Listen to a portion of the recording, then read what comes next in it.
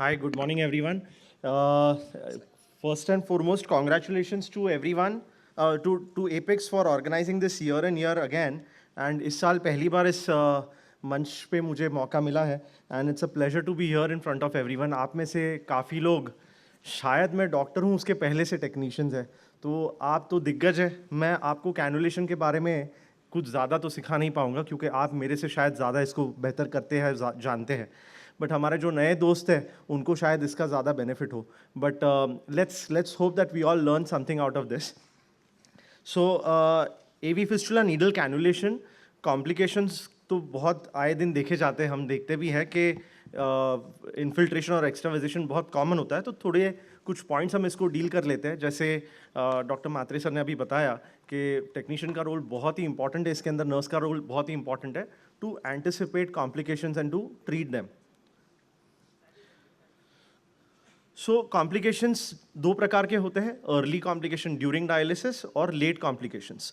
During dialysis के जो complications होते हैं that can happen while cannulating the fistula, during dialysis and while after needle removal, या फिर रिपीटेड पुअर टेक्निक के वजह से जो लेट कॉम्प्लिकेशंस आते हैं फिस्टुला में। उस तरीके से इस टॉपिक को हम डील करेंगे। ड्यूरिंग कैनुलेशन, अगर समझो कब आपका फिस्टुला थोड़ा मच्योर नहीं है या छोटा है, या नीडल गलती से थोड़ा सा भी हिल गया या ब्लो कर दिया, तो एक्स्ट्रावेसेशन होता है या इन्फिल्ट्रेशन होता है खून का outside the blood vessel in the surrounding tissue, जिसके वजह से थोड़ा सूजन आता है, थोड़ा लिम्ब डिस्कलरेशन होता है। The common symptoms are pain, swelling and bruising. ये काफ़ी कॉमनली देखा जाता है एंड काफ़ी बार सिर्फ पेन और डिस्कम्फर्ट और कॉस्मेटिक इश्यूज होते हैं, बट मैनी अ टाइम्स हम वो इतना ज़्यादा हेमाटोमा हो जाता है कि हम फिस्टुला को भी खो बैठते हैं। तो ये कॉम्प्लिकेशन थोड़ा इंपॉर्टेंट है। इसको अगर हमें इमीडिएटली कॉम्प्लिकेशन ये होता है, एक्स्ट्रावेसेशन होता है, तो it is treated by applying pressure, ice and just pain killers. And common causes are improper needle flip और taping procedure can also cause an infiltration. It is common with first cannulation of a new fistula. And अगर arterial needle है तो हम usually उसको adjust करके संभाल सकते हैं, बट अगर वीनस नीडल आपका इन्फिल्ट्रेशन हुआ है तो काफ़ी फोर्स से आपका ब्लड रिटर्न हो रहा है, तो वो अगर एक्स्ट्रा विजिट हुआ है तो उसी नीडल को रीयूज़ करना थोड़ा दिक्कत वाला बात होगा, तो उसको निकाल के रिकैनुलेट करना चाहिए। एंड अगर ये बार बार हो रहा है तो आपको गेज एक छोटा यूज़ करके स्मॉल बोर नीडल्स यूज़ करना चाहिए, और किसी एक सीनियर टेक्नीशियन से फिर आपको मदद लेनी चाहिए जब तक एक प्रॉपर ट्रैक और साइट बन नहीं जाता है तब तक।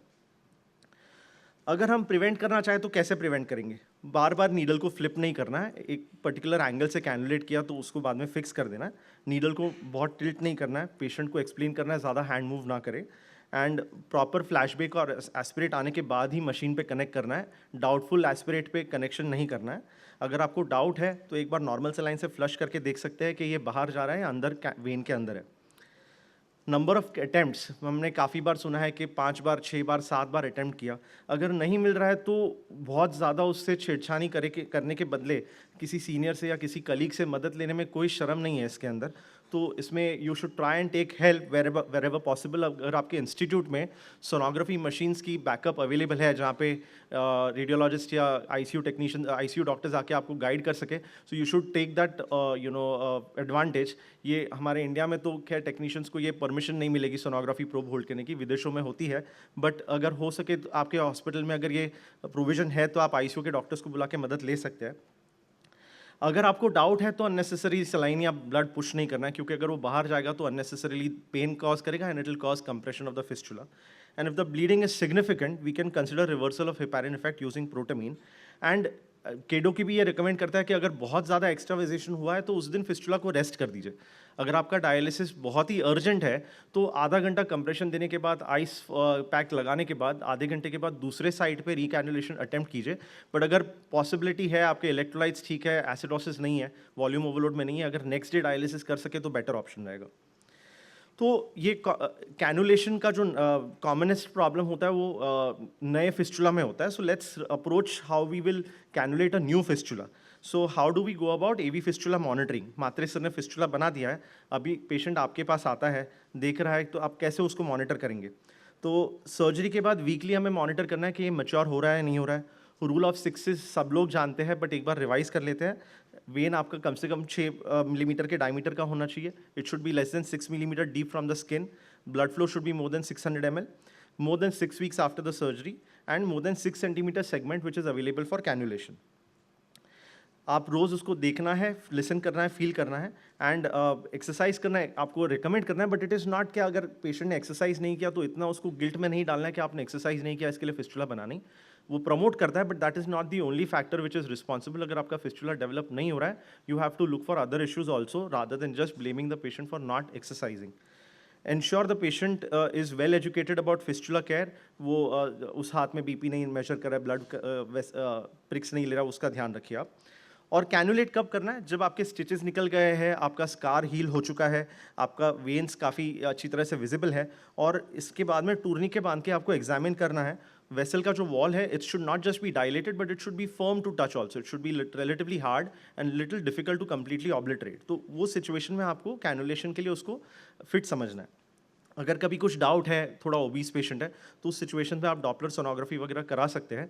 रूटीनली भी आजकल majority of the vascular surgeons prefer to check the sonography before initiating cannulation. Rare cases कभी कभी अगर फिस्टुला पूरी तरह से डेवलप नहीं हुआ है तो फिस्टुलोग्राफी या एंजियोग्राफी की ज़रूरत पड़ती है. पेशेंट को जब आप कैनुलेट करने वाले होते हो, पेशेंट तो बहुत डरा हुआ होता है. सो रीअश्योर देम. उसके लिए पहली बार है, आपने शायद लाखों बार डाला होगा, but it's his first time, he is already scared of dialysis. तो उनको थोड़ा टाइम देना है ये स्वीकारने के लिए कि आप ये कर रहे हैं. टूरनी के बांध के वेन को थोड़ा प्रोमिनेंट करना है and start with the smallest possible needle 17 gauge की, and angle of insertion should be around 25 to 30 degrees. Slanting angle में जाना है एंड ट्राई करना है कि फर्स्ट डायलिसिस में यूजुअली सिंगल नीडल से करें हम आर्टीरियल प्रिक लें. And it is mandatory to involve the nephrologist or the physician in this before doing cannulation. आपको पूछ के ही कैनुलेट करना है. अगर ना करे, कुछ उसमें गड़बड़ हो गई तो अल्टीमेटली बहुत ही शर्मजनक चीज़ हो जाती है. पेशेंट का विश्वास छूट जाता है. अल्टीमेटली वो आपके पास सालों तक आने वाला है. अगर पहली बार ही कुछ गड़बड़ हो गई और बाद में कुछ दिक्कत हो गई तो it is not the right thing to do. And any which ways doctor को इन्वॉल्व करके आपको ये डिसीजन लेना है.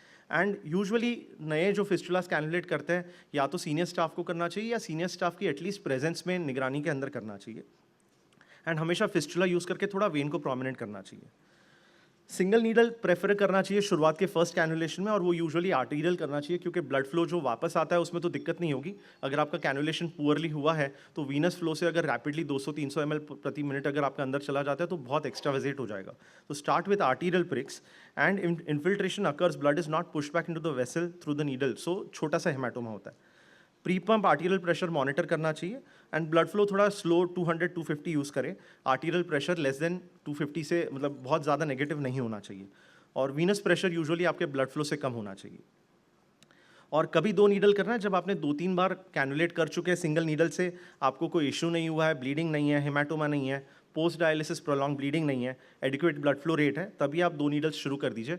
यूजुअली 2-3 बार अटेम्प्ट्स करने के बाद जब सिंगल नीडल सक्सेसफुल हो जाता है, move to 2 needle कैनुलेशंस.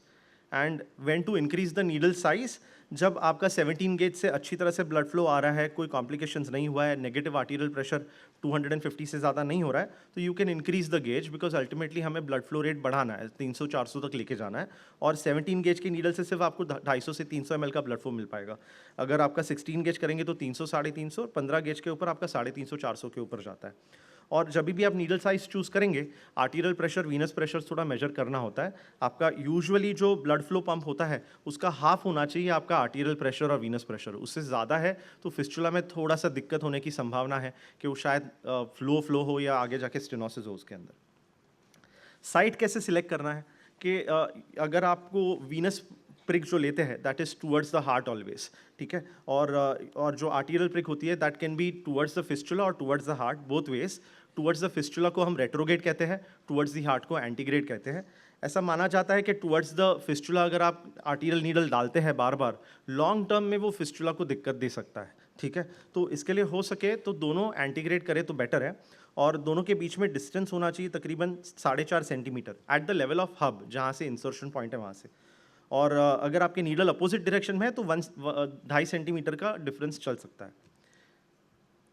Types of cannulation हम सभी जानते हैं 3 प्रकार के होते हैं. Rope ladder method, area cannulation और button hole. Area cannulation is not recommended rope ladder is something which is recommended by most international guidelines, क्योंकि ये क्या होता है आपके फिस्टुला के लिए थोड़ा ज़्यादा सेफ होता है। सीक्वेंशियल दो आपके आर्टीरियल और वीनस के प्रिक्स के बीच में गैप रखते हैं और हर बार वो प्रिक साइट चेंज करते हैं, तो क्या होता है प्रीवियस बार का जो कैनुलेशन का इंजरी है उससे हील होने को टाइम मिलता है, आपके इन्फेक्शन का रेट थोड़ा कम होता है, आपके वेसल की वॉल को डैमेज थोड़ा कम होता है कंपेयर टू बटन होल, जिसमें दर्द एक्चुअली थोड़ा कम होता है पेशेंट को, क्योंकि एक बार ट्रैक बन जाता है तो वहाँ पे सेंसेशंस कम हो जाते हैं, बट उसके अंदर इन्फेक्शन के चांसेस थोड़े ज़्यादा रहते हैं और वो वेसल वॉल को थोड़ा ज़्यादा डैमेजिंग रहता है। ठीक है, सो ये एक्चुअली मैंने जस्ट लास्ट मोमेंट पे ऐड की है, सर ने कहा था मुझे ऐड करने के लिए 10 मिनट पहले, तो ये स्लाइड्स ऐड की है अभी। सो ये शॉर्ट में निपटाते बिकॉज अदरवाइज पॉइंट थोड़ा टॉक थोड़ा एक्सटेंड हो जाएगा। तो advantages disadvantages in short rope ladder के ये है कि इन्फेक्शन का रेट थोड़ा कम है, आपके वेसल वॉल को कम डैमेजिंग है, that is what is recommended world over कि वही रोप लैडर टेक्निक यूज़ करना चाहिए। Button whole usually home dialysis में जो पेशेंट्स खुद कैनुलेट करते हैं यहाँ पे, या फिर पीडियाट्रिक पेशेंट्स होते हैं जहाँ पे दर्द बहुत होता है, वहाँ पे हम यूज़ कर सकते हैं। जहाँ पे और बहुत ज़्यादा साइट्स नहीं है आपको कैनुलेट करने के लिए, वहाँ पे बटन होल यूज़ करना चाहिए। But button whole is associated with greater chances of infection, क्योंकि अगर आप देखेंगे ये बटन होल का ट्रैक बन चुका है, आपके स्किन के ऊपर कीटाणु होते हैं, स्कैब होते हैं, आप हर बार डायलिसिस के पहले साफ सफाई तो करेंगे, लेकिन पूरी तरह से अगर नहीं कर पाए तो वो ट्रैक में से नीडल डालते समय वो कीटाणु को आप ब्लड स्ट्रीम में पुश करते हैं, तो उसके वजह से सेप्सिस और इन्फेक्शन होने के चांसेस रहते हैं। इसके लिए लॉन्ग टर्म में button whole is something which is not recommended.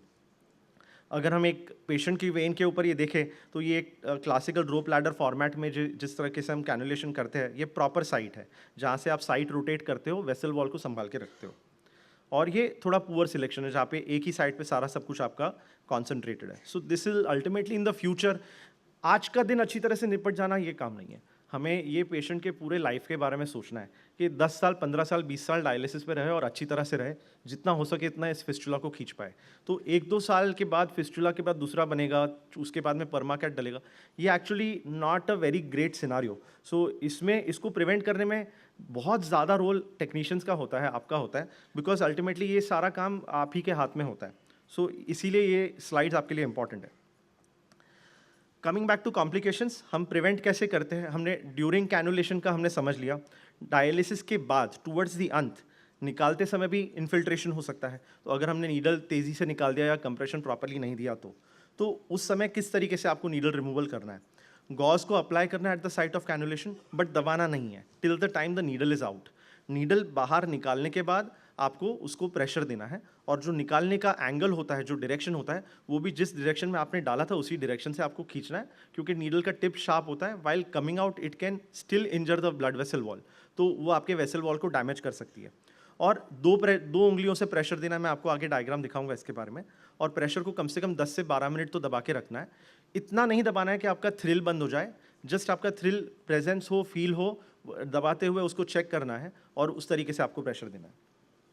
अगर समझो इन्फिल्ट्रेशन हो जाता है, हेमाटोमा हो जाता है, हाथ को ऊपर करके रखना है हार्ट के लेवल के ऊपर, आइस से उसको सेक देना है 20 मिनट्स ऑन 20 मिनट्स ऑफ, 24 घंटे के लिए कम से कम। फिस्टुला को रेस्ट देना है, अगर बहुत ज़्यादा हेमाटोमा है, बहुत ज़्यादा कंप्रेशन है वहाँ पे, टेम्पररी डायलिसिस कैथेटर डाल के 1-2 हफ्ते शायद खींचना है। अगर समझो 2-3 दिन हम डायलिसिस पोस्टपोन करें और छोटा हेमाटोमा है तो 2-3 दिन पोस्टपोन करने की कोशिश करनी है। अगर बार बार ये इन्फिल्ट्रेशन हो रहा है, अगर दिक्कत हो रही है, तो ये ओल्ड एज में यूजुअली जहाँ पे स्किन स्लिप होती है या अगर डीप सीटेड फिस्टुला हो वहाँ पे ऐसा हो सकता है, तो वैस्कुलर एक्सेस टीम को इन्फॉर्म करना है। हेमाटोमा अगर होता है यूजुअली पोस्ट डायलिसिस, तो क्यों होता है, क्योंकि प्रेशर जो है सरफेस साइड पे लगा के रखा हुआ है, बट वेन के ऊपर प्रेशर हट चुका है। इसके लिए 2 फिंगर्स को यूज़ किया जाता है, जहाँ पे एक जो आपका फिंगर होता है वो आपके वेन के ऊपर रहे और दूसरा आपके स्किन के साइड पे रहे। So the pressure has to be on both the places and with 2 fingers. ठीक है, और यही जो इंटरनेशनल हमारी गाइडलाइंस है केडो की करके, वो भी यही कहती है कि आपको इन्फिल्ट्रेशन को अवॉइड अगर करना अगर होता है तो आपको डायलिसिस, ये संक्षिप्त में मैं इसको बताता हूँ कि आपको डायलिसिस का एक रेस्ट देना है, आपको इन्फिल्ट्रेशन अगर हो जाता है तो आइस पैक अप्लाई करना है, अगर उस दिन डायलिसिस करना बहुत ज़रूरी है तो 30 मिनट के लिए उसको आराम दे के रिसर्कुलेशन में डाल के दोबारा अलग साइड पे आपको अटेम्प्ट करना है।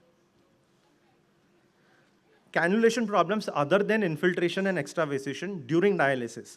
तो कभी कभी सक्शन ज़्यादा होने की वजह से अगर आपका फ्लो थोड़ा कम है फिस्टुला से, तो आपके वेसल वॉल में सक्शन ज़्यादा होने की वजह से नीडल चिपक जाए, तो यूजुअली आपको नीडल्स को थोड़ा रोटेट करना पड़ सकता है।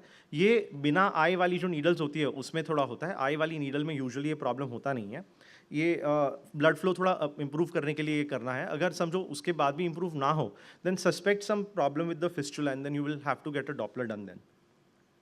अगर ड्यूरिंग डायलिसिस नीडल डिसलॉज हो जाती है, पेशेंट अनकोऑपरेटिव है या किसी भी गलती से नींद में आके कुछ अगर हो गया, तो या फिर पूरे तरीके से हमने उसको सिक्योर करके पूरा टेप लगाया है, तो अलार्म्स पे मशीन में अलार्म्स बजना शुरू होंगे। आपको पेशेंट का जो फिस्टुला का साइट है हमेशा एक्सपोज रखना है, वहाँ पे ब्लीडिंग है या नहीं है वो देखना है। अगर हेमाटोमा हुआ है, बहुत ब्लीडिंग हो रहा है, तो पहले शांति से पहले उसको कंट्रोल करना है, ब्लीडिंग को, डायलिसिस को रीसर्कुलेशन में डालना है और उसके बाद में नीडल को रीएडजस्ट करके या फिर रिकैनुलेट करके डायलिसिस को कंटिन्यू करना है। Needle fall out during dialysis similar situation है। ये क्यों होता है? अगर नीडल्स आपने अच्छी तरह से सिक्योर नहीं की है ड्यूरिंग इंसर्शन, तो उसके वजह से होता है। So needles should be secured at the same angle of insertion to avoid change in needle position and minimise risk of infiltration. It should also be secure during treatment to avoid accidental malposition और dislodgement. तो किस तरीके से techniques होती है tapping की? एक chevron technique है जहाँ पे आप माइक्रोपोर को आधा करके क्रॉस करके विंग्स के ऊपर लगाते हैं। एक ये बटरफ्लाई मेथड होती है और एक प्लेन मेथड होती है, overlapping taping style. So logically भी, कॉमन सेंस भी ये दिखाता है कि there is less chance of needle dislodgement with chevron and butterfly taping style, और ये स्टडीज में भी प्रूव हुआ है। सो हो सके तो ये दो स्टाइल की टेपिंग यूज करनी है rather than just a simple taping method. Non bleeding मतलब दूसरे कॉम्प्लिकेशंस अगर आप देखें ड्यूरिंग कैनुलेशन, ड्यूरिंग डायलिसिस, तो अगर आपके वीनस प्रेशर या आर्टीरियल प्रेशर्स बढ़ रहे हैं, तो ये भी इम्प्रॉपर कैनुलेशन टेक्निक्स की वजह से हो सकता है। तो अगर तुरंत कुछ अलार्म ऐसे बज रहे हैं, तो पहले ट्राई करके देख लेते हैं, ब्लड पंप कम, स्पीड कम करके, ब्लड प्रेशर मेजर करके देख लेते हैं। प्रीवियस सेशंस में आइडियली रिकॉर्ड होना चाहिए कि आपका वीनस प्रेशर, आर्टीरियल प्रेशर कितना था, ये सडनली इंक्रीज हुआ है या पहले से काफ़ी दिनों से आपका प्रेशर अलार्म्स बज रहा है, ये देखना ज़रूरी है। आपको थ्रिल देखना है, ब्रूई देखना है, फिस्टुला चल रहा तो है, फंक्शनल तो है या नहीं है, ये चेक करना है।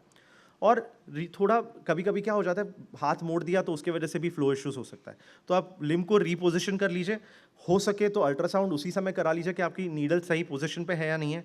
केयरफुली नीडल को थोड़ा सा एडजस्ट करना है, टिल्ट ऊपर नीचे करना है to see if the flow is improving और not, constantly monitoring the venous and arterial pressure. अगर सक्सेसफुल है तो उस सिचुएशन में थोड़ा नीडल के विंग्स के नीचे गॉज रख के टेप करना है। अगर सक्सेसफुल नहीं है तो पूरी तरह से फिस्टुला को री एग्जामिन करना है, पेशेंट का नीडल निकाल के रीसर्कुलेशन में डाल के assess the fistula properly. Thrill को चेक कीजिए कि वो थ्रू आउट सिस्टोलिक डायस्टोलिक के समय में प्रेजेंट है या नहीं है। Bruit is if it's present only in systole not present in diastole, it can indicate कि आपके फिस्टुला में शायद स्टेनोसिस हो। और पोर्टेबल अल्ट्रासाउंड और डॉपलर अगर करा सकते तो करा लेना चाहिए। रिपीटेड कैनुलेशन से ऐसे फिस्टुला में अवॉइड करने चाहिए before we get an answer कि प्रॉब्लम क्या था। नीडल रिमूवल के बाद काफ़ी बार ऐसे फ़ोन आता है या पेशेंट्स बोलते हैं कि हमारे टेक्नीशियंस बोलते हैं कि आपका इकोस्प्रिन चालू है, इसके लिए आपका ब्लीडिंग स्टॉप नहीं होता है। प्रोलॉन्ग्ड पोस्ट डायलिसिस ब्लीडिंग, ये काफ़ी कॉमन प्रॉब्लम है डायलिसिस यूनिट्स में। इसके कॉमन इश्यूज होते हैं कि आपने इनएडिक्वेट प्रेशर दिया है, हेपारिन बहुत ज़्यादा दे दिया, या बहुत ज़्यादा एंटीप्लेटलेट्स या एंटीकोएगुलेशन चल रहा है, या प्रेशर बहुत जल्दी निकाल दिया और टेपिंग मेथड आपका करेक्ट नहीं था। बट मोर इम्पॉर्टेंटली पहले इस पॉइंट को कंसिडर कर लेते हैं। नीडल रिमूवल मैंने ऑलरेडी आपको एक्सप्लेन कर दिया है। मोर इम्पॉर्टेंटली जो आपको डिलेड हेमोस्टेसिस का कॉज है, जो हमें पकड़ना चाहते हैं, इस फिस्टुला स्टेनोसिस। अगर आपके आगे वेन में कहीं नैरोइंग है, ब्लॉकेज है, तो आपके फिस्टुला में प्रेशर ज़्यादा होगा, वो नीडल जो आपने निकाली है उसके बाद में वो ब्लीडिंग स्टॉप नहीं होगा। तो यही एक इंडिकेटर है जहाँ पे आपको उस पेशेंट को नेफ्रोलॉजिस्ट के पास या वैस्कुलर सर्जन के पास थोड़ा जल्दी भेजना चाहिए। Prolonged post dialysis bleeding time is a very early marker, और it should make you think of fistula stenosis also. ठीक है, तो अगर हम बेड साइड एग्जामिन करना है फिस्टुला को ऐसे सिचुएशन में, तो ये आपका कॉमन फिस्टुला का ऐसा दिखता है कि दो आपके एरियाज है जहाँ पे एन्यूरिज्मल डायलेटेशन हो गया। सिंपल एक टेस्ट है, हाथ ऊपर करके देखने बोलिए आप पेशेंट को, एंड देखिए अगर आपका फिस्टुला अच्छी तरह से फंक्शनल है तो ये पूरा फिस्टुला कोलैप्स हो जाना चाहिए। स्टेनोसिस अगर नहीं है तो ये फिस्टुला कोलैप्स हो जाएगा, जो इस तरीके से हो रहा है फिलहाल। This is a good fistula with no stenosis. अगर इसमें स्टेनोसिस होता तो ये जो अंदर चला गया खून आपका, ये नहीं जाता, ये फुगा हुआ ही रहता था। तो उस सिचुएशन में आपको स्टेनोसिस रूल आउट करना है, और ये काफ़ी कॉमनली हम प्रैक्टिस में पकड़ते हैं। बट ये आपके लेवल पे हो जाए तो वो डीले जो 15-20 दिन का, महीने का डीले हो जाएगा, वो अवॉइड हो पाएगा, ठीक है। और काफ़ी सारे फिस्टुला फेलियर्स हम ऐसे बचा पाएंगे। Late complications of poor cannulation techniques. So बार बार अगर हम एक ही जगह पे कैनुलेट कर रहे हैं, जिसको हम कहते हैं प्रॉब्लम ऑफ वन साइटाइटिस, मतलब एक ही जगह पे बार बार आप अगर कैनुलेट करते हैं तो वो वेसल का वॉल थोड़ा कमज़ोर पड़ जाता है। दो प्रकार के डायलिटेशन होते हैं, एक एन्यूरिज्म और एक सूडो एन्यूरिज्म। आपके ब्लड वेसल के अंदर 3 वॉल्स होते हैं, एक इंटीमा, मीडिया और एडवेंटिशिया। अगर आपका पूरा ब्लड वेसल डायलेट हो रहा है तो वो एन्यूरिज्म कहलाता है, और सिर्फ अगर कुछ चोट के वजह से मीडिया और इंटीमा नहीं इंटरप्ट है, लेकिन आपका एडवेंटिशिया में जाके ब्लड कलेक्ट हो रहा है, उसको सूडो एन्यूरिज्म कहते हैं। तो एडवेंटिशिया जो होता है ये आपकी वेसल वॉल को, सॉरी एन्यूरिज्म जो होता है वो आपकी वेसल वॉल को कमज़ोर बनाता है, बट फिर भी उसमें 3 लेयर्स होते हैं, तो इतना ज़्यादा स्ट्रेस या डेंजर नहीं है। बट सूडो एन्यूरिज्म में अगर आप कैनुलेट करते हैं तो there is a great chance of bleeding and haematoma, so that is to be avoided, और उसको पिकअप करना ज़रूरी है, बिकॉज दैट में require repair early on to prevent risk of rupture and infection. जैसे मैंने वन साइटाइटिस बोला, अगर आप बार बार एक ही जगह पे कैनुलेट कर रहे हैं तो ऐसे मल्टीपल डायलिटेशंस हो जाते हैं, तो ये थोड़ा अवॉइड करना है हमें। सो कौन से एन्यूरिज्म ऐसे हम डायलिसिस में देखते हैं, आधे पेशेंट्स के हाथ के जो फिस्टुलास होते हैं वो ओवर डिस्टेंडेड होते हैं, तो कौन से पेशेंट को डॉक्टर के पास भेजना है। तो अगर आपके एन्यूरिज्म के ऊपर की स्किन अगर कॉम्प्रोमाइज्ड है, मतलब उस पर छाले हैं, अल्सर्स है, इट इज़ लुकिंग अनहेल्दी, या वहाँ पे तो वो रिस्क ऑफ फिस्टुला रप्चर है उसमें। पंक्चर साइट्स मिल ही नहीं रहे आपको। अगर आपको सूडो एन्यूरिज्म में थ्रेट ऊपर की स्किन जो है एकदम पतली सी शाइनी दिख रही है, इन्फेक्शन का मैं फोटो दिखाऊंगा आपको, लिमिटेड कैनुलेशन साइट्स है और धीरे रैपिडली आपका साइज बढ़ रहा है, तो ऐसे सिचुएशन में आपको अर्जेंट रेफरल देखना है। देखिए ये एग्जाम्पल, फॉर एग्जाम्पल ये एन्यूरिज्म का साइज है, इसमें आपकी स्किन थोड़ी हाइपोपिगमेंट हो रही है, बट इतना शाइनी स्किन नहीं है, कोई स्किन फटी नहीं हुई है, अल्सर नहीं है, तो इसमें आप ऑब्जर्व कर सकते हैं अर्जेंट रेफरल की ज़रूरत नहीं है।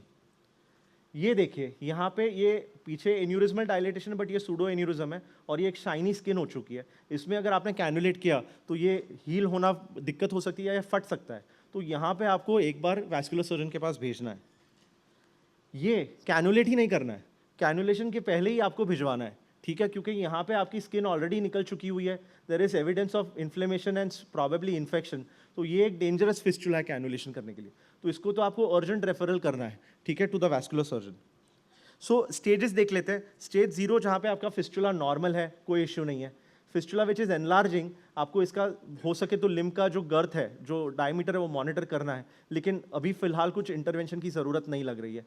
यहाँ पे rapidly enlarging fistula with the skin becoming very thin. Skin thin और शाइनी का मतलब क्या है, पतला लेयर हो चुका है, तो प्रोटेक्शन का लेयर कम हो गया है, तो वहाँ पे वैस्कुलर एक्सेस टीम को भेजना है। और ये जहाँ पे ऑलरेडी इतना ज़्यादा एनलार्जमेंट है, इतना ज़्यादा एक्स्ट्रावेसेशन है और यहाँ पे अल्सरेशन है, वहाँ पे तो आपको उसी दिन फ़ोन उठा के आपको अर्जेंट अपॉइंटमेंट लेके भेजना है। सो इन्फेक्शन इन फिस्टुला, हम कैथेटर में तो इन्फेक्शन देखते हैं, बट फिस्टुला में भी बहुत बार इन्फेक्शन होते हैं। तो अगर ऐसा कुछ आपको दिख रहा है जहाँ पे पस पॉइंट्स है या कुछ डिस्चार्ज है या इतना ज़्यादा रेडनेस है, इसको कैनुलेट नहीं करना है, इसको इमरजेंसी में भेजना है, भले वो सुबह 7 बजे हो या 6 बजे हो, आपको इसको कैनुलेट नहीं करना है। It is going to be very risky. आप बेनिफिट से ज़्यादा इसका नुकसान कर पाएंगे, क्योंकि इसमें से अगर हम कैनुलेट करेंगे, हम बैक्टीरिया को एक्चुअली ब्लड स्ट्रीम में पुश कर रहे हैं, प्लस आपका जो वेसल वॉल है वो फट सकता है, तो इसको अवॉइड करना है आपको। बुखार, इसके साइन क्या होता है, बुखार है, स्वेलिंग है, रेड हॉट एरिया है, आपको पस या दूसरा कुछ कलर का फ्लूइड बाहर आ रहा है, पेन है और आपका थ्रिल जो है वो कम हो रहा है, तो ऐसे सिचुएशन में आप इन्फेक्शन को सस्पेक्ट करेंगे। इन्फेक्शन को प्रिवेंट करने के लिए यूजुअली एक हमने हमारा जो मेथड होता है स्किन डिसइंफेक्शन का बिफोर कैनुलेशन का, ये हमारा एकदम टू द मतलब परफेक्ट होना चाहिए। तो always wear fresh gloves for each patient. Cannulation site को आइडेंटिफाई करके पेशेंट को बोलना है कि इसको एंटीबैक्टीरियल सोप से before lying down on the bed wash करना है। Cleanse by the access by using 2% chlorhexidine और 70% आइसोप्रोपाइल अल्कोहल फॉर 30 सेकेंड्स और 70% अल्कोहल फॉर 1 मिनट एंड और 10% पोविडोन आयोडीन फॉर 2 मिनट्स। इसको लगा के वाइप ऑफ नहीं करना है जल्दबाजी में, इसको रखना है और जितना हमें टाइम बताया उतना रख के उसको ड्राई होने देना है, don't wipe it off. So if we want to see the technique of wiping it, आपका क्लोरेक्सिडिन का ये मेथड है of action of using the gauze. आपका सोडियम हाइपोक्लोराइट आप एक्सेस कैनुलेशन साइट से चालू करके गोल होते हुए बाहर आइए। Similarly for betadine also, this is how you have to clean the fistula before cannulation. Coming to aneurysm rupture, ये कैनुलेशन का इशू नहीं है, but this is important here because you have to teach the patients. अगर pseudo aneurysm है और patient काफ़ी बार बहुत मतलब फाइनेंशियल इश्यूज होने की वजह से आप कहो कि तुरंत जाइए या अपॉइंटमेंट ना मिलने की वजह से ना गया, तो कम से कम उसको घर पे लाइफ सेविंग मेजर्स तो सिखाने चाहिए. क्योंकि अगर फिस्टुला वो घर पे कैनुलेट दबाने की कोशिश करेगा तो वो स्टॉप नहीं करेगा ब्लीडिंग का. तो घर पे अगर लाइफ थ्रेटनिंग ब्लीडिंग होती है तो एक बहुत ही आसान चीज़ है जो यूके में बहुत सारे पेशेंट्स, मतलब the kidney care society has incorporated this and taught all the patients. आपके घर पे बिस्लरी का ढक्कन होगा या पेप्सी का ढक्कन होगा, उसको अगर किसी पेशेंट को ब्लीडिंग हो रहा है तो उनको कहना है कि वहाँ पे उसको अराउंड द ब्लीडिंग एरिया दबा के रखे, तो कैप के अंदर का जो अमाउंट है उसके अंदर ब्लड कलेक्ट होगा, क्लॉट फॉर्म होगा और उसको सील कर देगा.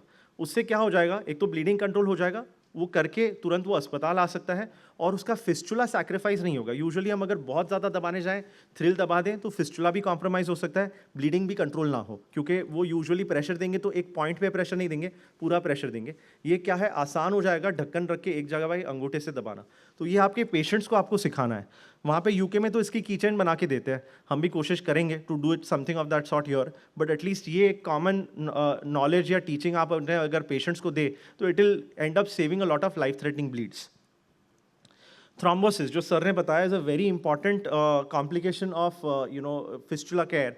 ये प्रिवेंट हो सकता है, majority of the times prevent हो सकता है. और इसमें जो फ्रंट रनर्स है, जो फर्स्ट लाइन वॉरियर्स है हमारे, वो आप लोग ही है.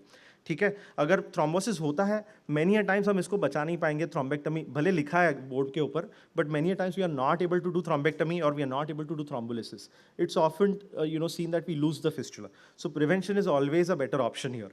सो इसमें आपका रोल आता है. ठीक है, अल्टीमेटली आप हमारे सुपर हीरोज हैं and you been with us fighting on the front line even during dialysis times.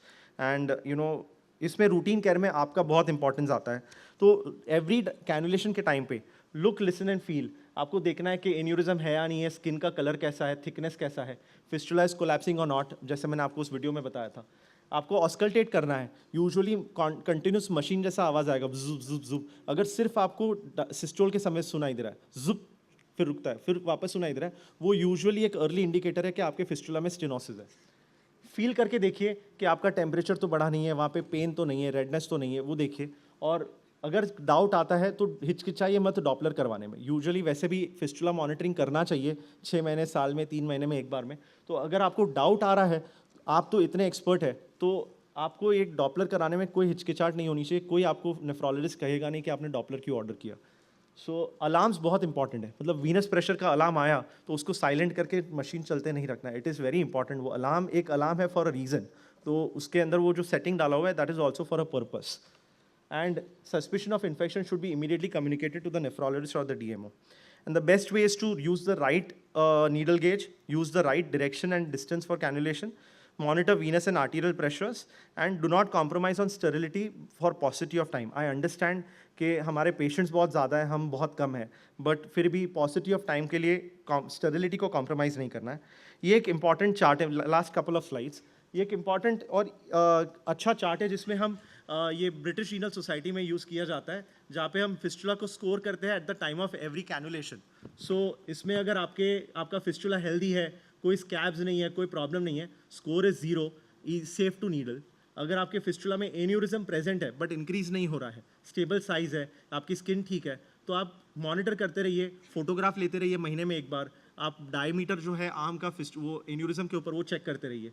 अगर समझो इसमें से कुछ और एडिशन हो जाता है, आपके फिस्टुला में पेन है या एन्यूरिज्म का साइज इंक्रीज हो रहा है या नया एन्यूरिज्म आया या आपका prolong post dialysis bleeding time है which is more than 20 minutes, तो आपको इसको 2 स्कोर देना है और कैनुलेशन कंटिन्यू नहीं करना है, आपको वैस्कुलर एक्सेस पे भेजना है. And this is a red flag over your कि जैसे हमने इन्फेक्टेड फिस्टुलास देखे, वैसा अगर कुछ भी आपको दिखता है, that is score 3 and you have to urgently refer this patient to the vascular surgeon. Always remember, you are the point of contact between patient and the medical team. It is in your hands to keep the patient's fistula healthy and functioning. Thank you.